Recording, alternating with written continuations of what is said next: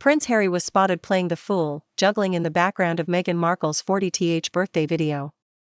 Perhaps he can go the whole hog and dress up as a court jester for his own 37th, confirming what many now think of him. The problem for Harry as midlife approaches is his laddish larking around has now worn as thin as his ginger locks. His whinging about his family and audacity to complain being cut off financially by his dad have seen the once popular royal frontline action man literally go from hero to zero. The Sussex's contradictory barbed comments in that distasteful PR stunt. The Oprah interview has backfired spectacularly. Accusing the royal family of harboring a racist and being uncaring about Meghan's mental health issues seems to have rebounded too in the UK, and now even in the US. Now with his tell-all book promising more bellyaching from the privileged ex-royal who is clinging on to his birthright title as if his life depends on it, about the family he once praised for the way they embraced Meghan. Who can forget his gushing interview on Radio 4 in 2017 after Meg had spent Christmas at Sandringham with the Windsors, who he described as the family I suppose she's never had? It was, after all, a comment that infuriated Meghan's father, Thomas SNR, who had doted on Meghan and spent a small fortune on her expensive private education from his lottery win. Harry's apologists say as he puts the final touches to his poisoned-penned memoir, he is happier than ever. They say he doesn't miss his old life at all and is happy living in his fairy tale $14 million mansion in La La Land, Montecito, Santa Barbara. But is he really content? Is he really thriving? What, apart from learning to juggle, is he doing? I remember chatting to Harry on a plane flying from Australia to New Zealand in 2015, just after I exclusively revealed he was quitting the army life he loved that year. I asked what he planned to do next, and he joked, give my exclusive, that I would know before him. It was all very light-hearted. He was single then. But the jokes aside, I sensed that was fired up about using his royal status to make a real difference. Harry wanted to use his influence to help injured service personnel. We talked about the development of new prosthetic limbs. And desperate to stop illegal poaching of endangered species.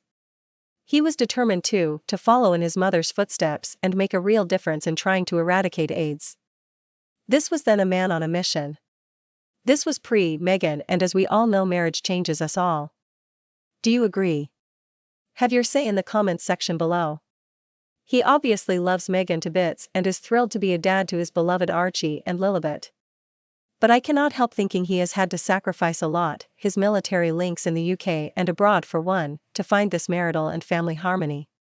His relationship with his father, Prince Charles, who he always got on very well with, perhaps even better than William did, is now at an all-time low.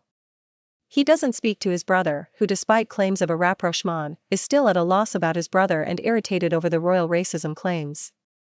The tension was palpable at their grandfather, Prince Philip's funeral in April, and they barely exchanged a word when they unveiled the statue honoring their mother in July. Harry claims too to be on good terms with his 95-year-old grandmother, the Queen, yet that closeness hasn't stopped her lawyering up ahead of his tell-all book, putting his publishers on notice that the royal family won't tolerate another onslaught based on more varying recollections of the truth.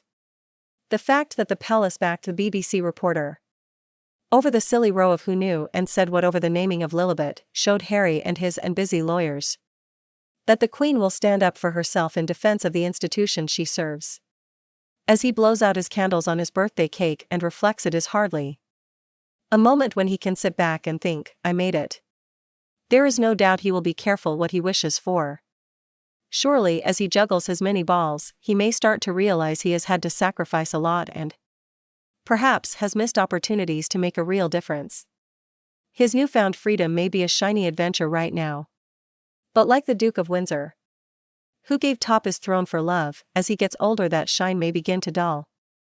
On his 18th birthday he vowed to carry on the things that she didn't quite finish with regard to Diana's charity work.